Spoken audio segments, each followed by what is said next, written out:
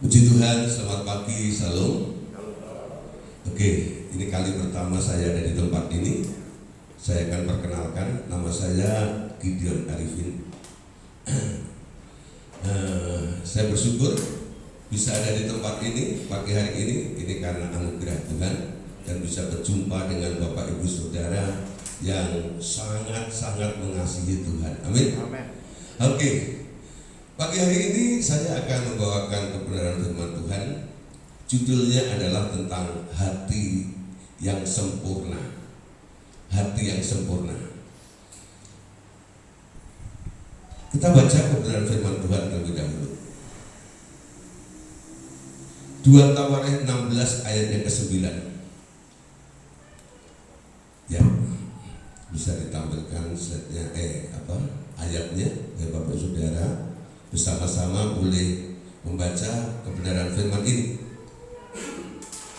2 Tawarekh pasal 16 ayat yang ke-9. Saya bacakan firman Tuhan. Karena mata Tuhan menjelajah seluruh bumi untuk melimpahkan kekuatannya kepada mereka yang bersungguh hati terhadap Dia. Dalam hal ini engkau telah berlaku bodoh. Oleh sebab itu mulai sekarang ini engkau akan mengalami peperangan. Bapak Ibu Saudara, kita melihat ayat ini. Ayat ini sangat luar biasa. Dikatakan karena mata Tuhan menjelajah seluruh bumi untuk melimpahkan kekuatannya kepada mereka yang bersungguh hati terhadap Dia. Saya percaya Karanganyar ini termasuk bagian bumi juga ya. Saya tadi pikir saya ke Mars, planet yang lain. Nah, firman ini berarti untuk kita. Maksud saya begitu ya. Karena mata Tuhan sedang menjelajah ke seluruh bumi. Artinya pagi hari ini mata Tuhan sedang menjelajah, mencari sesuatu di antara kita. Apa yang dicari oleh Tuhan? Dia mau melimpahkan kekuatannya kepada setiap orang yang bersungguh-sungguh hati kepadanya. Jadi yang dicari Tuhan adalah hati, bukan penampilan fisik kita. Setiap kita datang kepada Tuhan, pastikan hatimu beres di hadapan Tuhan. Karena apa? Tuhan sejak dulu menilai orang bukan dari fisiknya, tapi dari hatinya. Jadi dilihat hatinya. Gak peduli Bapak Ibu Saudara kaya, gak peduli Bapak Ibu Saudara miskin, di hadapan Tuhan sama saja. Yang dilihat adalah hati kita. Amin. Ketika hatimu didapati, sungguh-sungguh mencari Dia. Kalau dalam bahasa lainnya itu dikatakan perfect heart. Ya, jadi ini hati yang sempurna. Itu yang dicari oleh Tuhan. Karena dari hati itulah Tuhan mau membangun sebuah landasan apa yang Dia mau inginkan terjadi di dalam setiap kehidupan kita. Matius 5 ayat yang ke-8.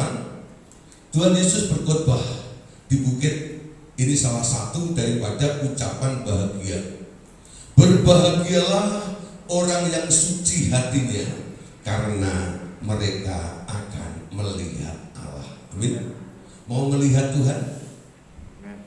Apa yang Anda melihat dari Tuhan? Ketika kita melihat Tuhan, mujizat terjadi. Ketika kita melihat Tuhan, kesembuhan terjadi. Amin. Karena kuasanya dahsyat di dalam setiap kehidupan kita.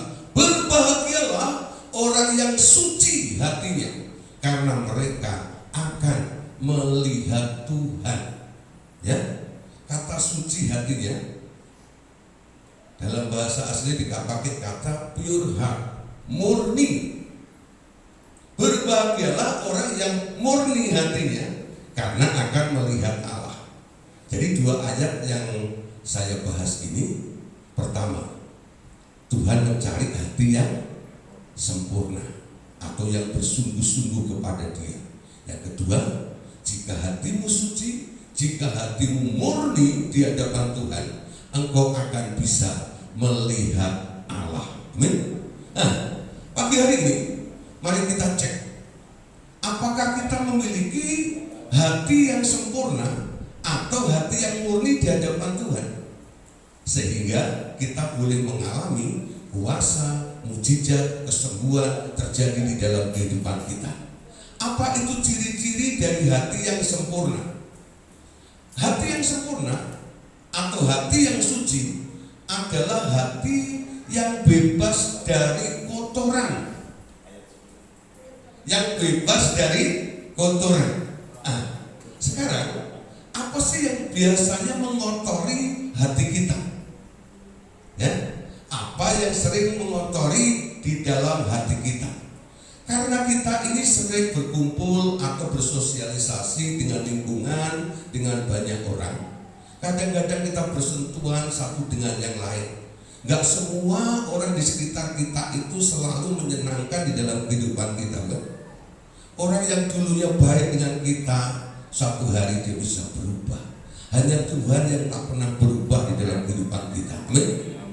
Nah, karena kondisi seperti itu, sering ada kebencian di dalam kehidupan kita. Saya mengutip istilah yang dipakai oleh Nelson Mandela. Dia mengatakan begini: kebencian adalah seperti meminum racun dan berharap musuhmu yang terbunuh. Itu mustahil, betul ya? Anda minum racun, tapi Anda mengharapkan orang lain mati, terbunuh. Ya? Orang membenci atau ada kebencian di dalam hidupnya, dia benci terhadap seseorang. Tapi sebenarnya yang menanggung resiko bukan orang yang Anda benci, tapi Anda yang membenci orang itu. Ya, kebencian itu nanti akan menghasilkan banyak hal. Orang yang benci akan menyimpan sesuatu di dalam dirinya. Lambat laun, apa yang Anda simpan di dalam Anda ini, walaupun awalnya wujudnya roh, tapi lambat laun akan berubah jadi materi. Berapa kali saya melayani orang atau orang konseling, ya, divonis dokter kena cancer, tumor dan sebagainya. Ketika saya cek, ya, saya konseling dia, ternyata akar persoalannya sampai dia kena sakit dan kena cancer seperti itu karena dia benci, karena dia pahit hati dan tidak bisa melepaskan pengampunan terhadap orang yang dibencinya itu. Ya, orang yang membenci sesamanya itu sama seperti kapal yang karam di dasar laut. Kapal yang karam di dasar laut itu di dalamnya banyak barang rongsokan, betul? Ya, orang yang hidup dalam kebencian, di dalam dirinya itu banyak sampah, banyak hal yang disebut rongsokan yang biasanya diambil oleh tukang pemulung itu. Banyak orang Madura. Ya, jadi cari dikasih oleh pemulung ini. Kita ini anak Allah. Jangan sampai hatimu itu, ya, dipenuhi dengan kotoran-kotoran semacam itu. Berbahagialah orang yang suci hatinya, murni hatinya. Jangan izinkan sampah itu ada di dalam hati kita. Ketika sampah itu tidak Anda keluarkan, masalah demi masalah akan terjadi di dalam kehidupan kita. Amin. Nah, apalagi yang mengotori hatimu? Marah. Firman Tuhan katakan dalam Matius 5 ayat 22. Saya percaya Bapak Ibu Saudara di sini tidak ada yang suka marah. Amin. Nah, senyum artinya setuju. Matius 5 ayat 22. Tetapi aku berkata kepadamu, setiap orang yang marah terhadap saudaranya apa? Harus dihukum. Ya, bagian A saja. Tetapi ya, aku berkata kepadamu, setiap orang yang marah kepada saudaranya harus dihukum. Jadi ketika Anda marah, pasti akan ada hukuman yang terjadi. Ya. Yang ketiga, apa yang mengotori hati kita? Kecewa. Amin. Siapa yang pernah kecewa di sini? Saya pernah kecewa. Siapa yang nggak pernah kecewa? Halo? Siapa yang pernah kecewa di sini? Kok malu-malu sih? Gitu ya. Nah, coba angkat tangan jujur ya hadapan Tuhan. Siapa yang pernah kecewa di sini? Nah, kecewa dengan siapa? Manusia itu aneh. Kecewanya dengan orang, kadang-kadang yang ditolak Tuhan, betul nggak? Hah? Betul. Buat apa ke gereja? Buat apa cari Tuhan? Betul nggak itu? Padahal Anda kecewa kan dengan manusia. Satu kali ada orang yang sangat kecewa, bahkan dia sudah tidak mau lagi untuk baca firman, untuk memuji Tuhan, apalagi menginjak gereja. Lalu saya tanya, ya, kenapa kamu kecewa? Tuhan gak adil. Tuhan pilih kasih, ya, dan sebagainya alasannya. Lalu saya tanya, berarti kamu menilai atau menganggap Tuhan itu salah, betul?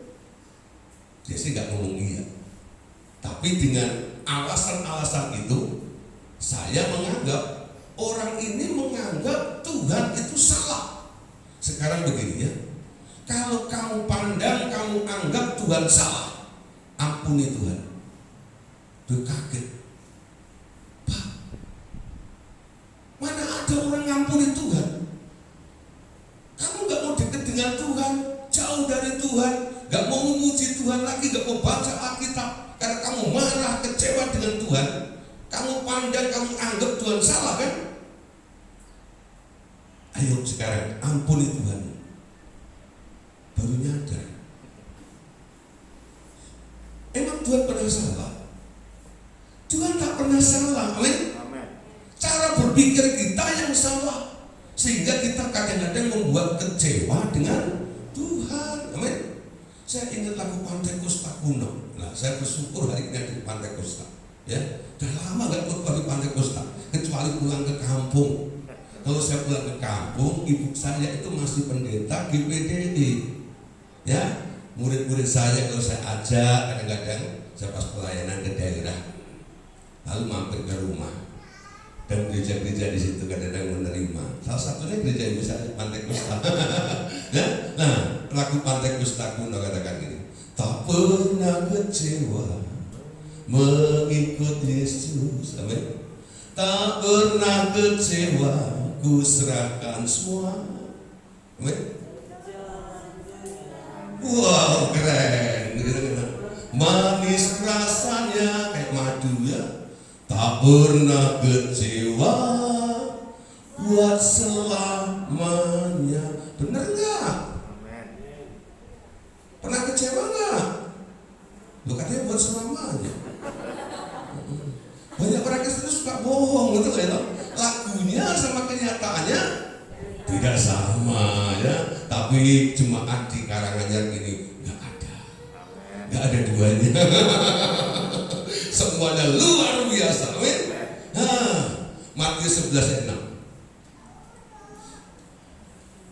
Matius 11:6. Dan berbahagialah orang yang tidak menjadi kecewa dan menolak aku. Apapun situasinya, apapun keadaannya, pastikan jangan pernah kecewa. Saya punya prinsip, kecewa itu rugi besar, amin. Coba mulai tanamkan itu dan tulis besar-besar di dalam pikiran kita, bahwa orang yang kecewa itu rugi besar. Nyesalnya pasti kemudian, ya. Nah, kalau ditanya kecewa itu enak gak? Gak enak. Tapi orang sering kecewa, dia melakukan, dia mengkonsumsi hal-hal yang tidak enak itu, amin. Nah, saudara, tolak yang namanya kecewa, amin. Nah, oleh sebab itu, termasuk pada kebenarannya. Amsal pasal 4 ayat 23. Ada nasihat firman mengatakan begini. Amsal Sulaiman pasal 4 ayat 23. Jagalah hatimu dengan segala kewaspadaan, karena dari situlah terpancar kehidupan. Amin. Jaga hatimu. Siapa yang menjaga hati? Saya. Ada satu lagu yang kebalik. Tuhan inilah yang ku mau, kau menjaga hatiku. Salah. Itu hatimu sendiri, bukan Tuhan yang menjaga hatimu. Betul? Hatimu mau baik, hatimu mau jahat, itu bukan tergantung Tuhan, tergantung Anda. Ya, saya pernah mau telepon bersama Franky si Home. Lu bikin lagu salah.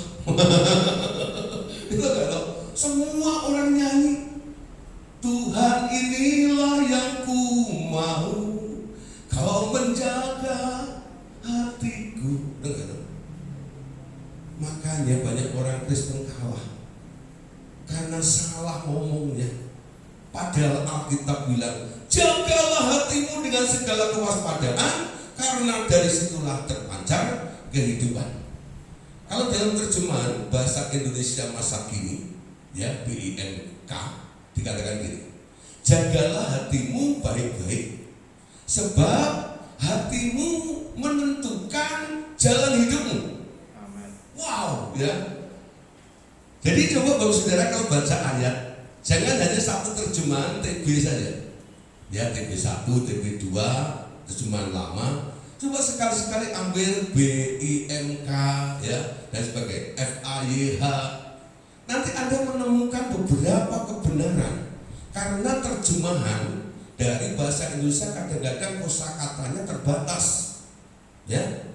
Nah, dengan berbagai macam terjemahan ini saya mendapatkan pengertian yang lebih dalam.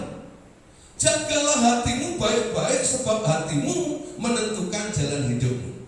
Kita mau apa sekarang tergantung hati kita. Amin. Jika hatimu baik, perjalanan kehidupan kita akan baik. Jika hatimu benar, perjalanan kehidupan Anda akan benar.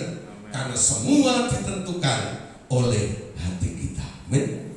Tadi dikatakan mata Tuhan menjelajah ke seluruh bumi untuk melimpahkan kekuatannya kepada orang yang punya hati yang sempurna.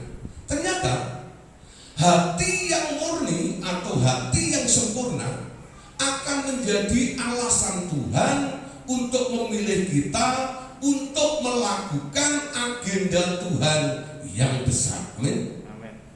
Tuhan itu punya proyek di dunia ini luar biasa. Sehingga sebelum dia pergi, dia berkata, kamu akan melakukan perkara-perkara yang pernah aku lakukan dan lebih besar daripada itu. Karena Bapakmu yang di surga adalah Allah yang besar. Dia punya proyek yang besar. Tapi sekarang dia butuh tangan-tangan atau orang-orang yang mengerjakan di muka bumi ini, yang merespon, yang mengerti tentang rencana Allah yang besar. Amin. Kita kadang-kadang memuji Tuhan, ya, Allah kita heran dan besar. Betul? Sebesar apa? Nah, apanya yang besar? Kalau kapasitasnya besar, pasti plan rencananya pun juga besar. Amin.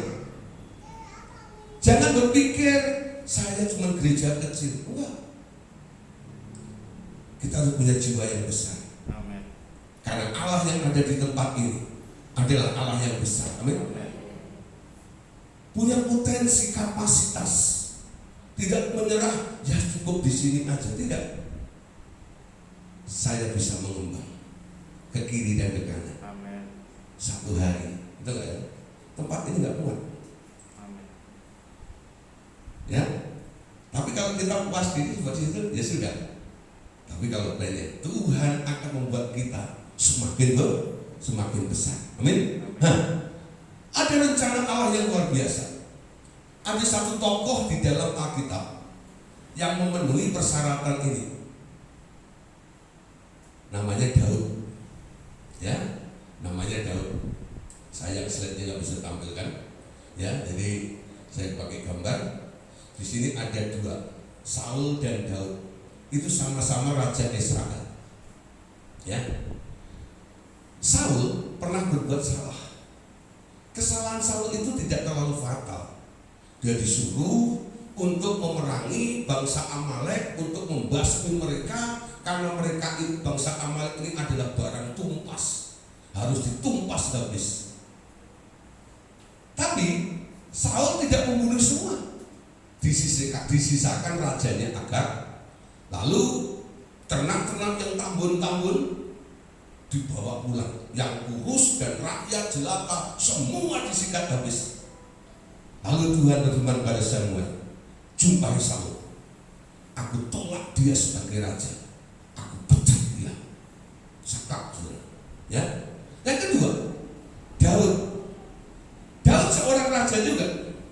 Dia juga pernah melakukan kesalahan. Kesalahan Daud sangat fatal sekali.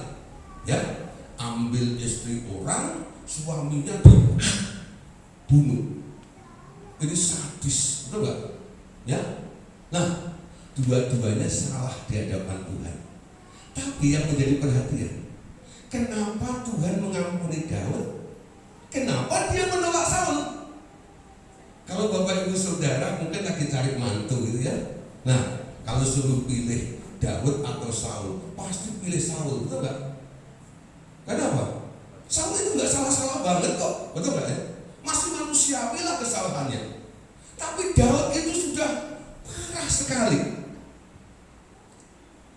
Ya, tapi Tuhan memilih Daud. Kenapa Tuhan memilih Daud? Tuhan punya alasan. Ya, sekarang kita lihat apa yang Tuhan katakan atau Saul katakan ketika dia jatuh dalam dosa. 1 Samuel 15 ayat 24. Yuk, 1 Samuel 15 ayat 24.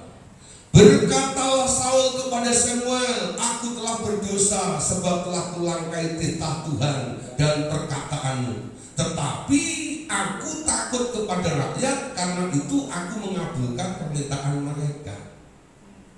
Saul lebih takut kepada rakyat daripada kepada Tuhan. Itu kesalahan dari Saul. Amin. Jadi bukan persoalan besar kecilnya salah. Di hadapan Tuhan, dosa besar, dosa kecil, dosa putih, dosa hitam sama. Betul nggak? Dosa it's dosa. Amin. Coba Anda lempar batu kecil ya ke dalam sungai, tenggelam nggak? Batu yang besar lebih cepat lagi, betul nggak ya? Sama-sama tenggelam. Ya, nggak peduli kecil, nggak peduli besar. Batu hitam, batu putih, sama aja, tenggelam juga. Ya, nggak ada dosa yang ditolerir di surga itu. Ya, nah sekarang perhatikan Saul, ya, dia lebih takut kepada manusia. Dia lebih menghormati tuntutan manusia daripada takut akan Tuhan dan menghormati Tuhan. Tapi Daud, saudara, ketika dia sudah jatuh dalam dosa, apa yang dikatakan oleh Daud kepada Tuhan? Dalam 2 Samuel pasal 12 ayat yang ke-13. 2 Samuel pasal 12 ayat yang ke-13. Lalu berkatalah Daud kepada Nathan, aku sudah berdosa. Ya, aku sudah berdosa kepada Tuhan. Dan Nathan berkata kepada Daud, Tuhan telah menjauhkan dosamu itu, engkau tidak akan mati. Nah, kok Tuhan kelihatannya nggak adil ya? Yang satu diampuni, yang satu kok enggak? Ya, justru yang diampuni, kenapa yang dosanya lebih besar? Ya, ternyata Daud itu punya hati beda dengan Saul. Saul itu hatinya suka berdalih. Tapi kan, halo, ditegur diingatkan. Tapi kan itu dalih. Nanti kan bisa untuk Tuhan. Tuhan kan suka lemah, makanya saya ambil yang gemuk, yang kurus saya bantai. Kan Tuhan gak suka tulang. Tulang itu yang suka orang Medan doang.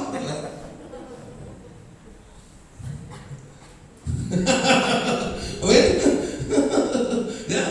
Nah, makanya diambil yang tambun-tambun, karena Tuhan suka lemah. Padahal ide awalnya kan gak begitu. Mau diambil pulang untuk kekayaan sendiri. Setelah ketahuan dirohanikan, ya. Seperti itu. Tapi Daud beda. Ketika dia tahu ditegur oleh Natan, dia berdosa di hadapan Tuhan. Dia tulis khusus Mazmur tentang pengakuan dosa Daud. Kalau Anda membaca di dalam Mazmur 51, itu judul perikopnya adalah pengakuan dosa Daud. Dan Mazmur itu dinyanyikan oleh para biduanita, sehingga seluruh Israel itu mendengar tentang apa yang terjadi pada Daud itu. Awalnya rakyat sangat menghormati rajanya ini.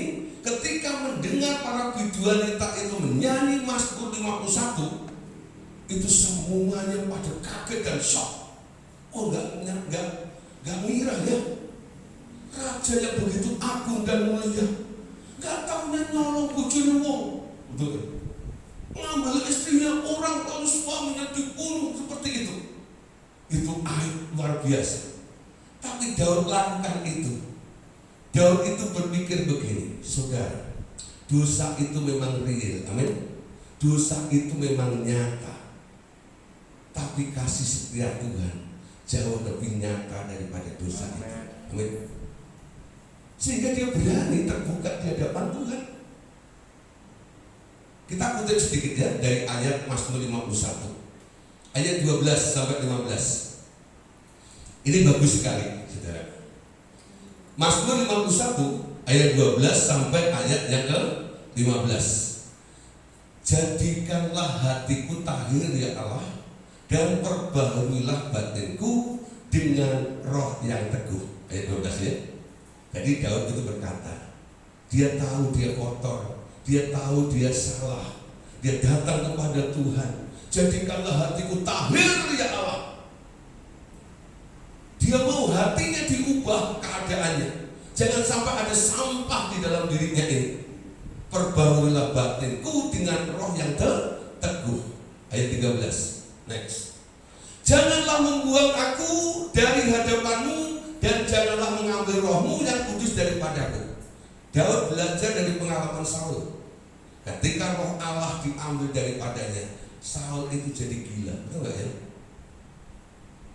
Makanya dia bilang, jangan ambil rohmu, ya, biarkan rohmu tinggal dalam hidupku, amin. Nah, jangan sampai kehilangan roh Tuhan di dalam diri Anda. 14. Bangkitkanlah kembali kepadaku kegirangan karena selamat yang daripadamu, dan lengkapilah aku dengan apa? Roh yang rela. Amin. Banyak orang gak rela ditegur, banyak orang gak rela dikoreksi. Datang pada Tuhan bilang seperti Daud, lengkapi aku dengan roh yang rela. Amin. Sehingga nanti Anda ketika Tuhan menyatakan Anda salah, ada teguran dari Tuhan, Anda bisa berkata, rela aku rela. Betul ya? Masih ingat lagu itu?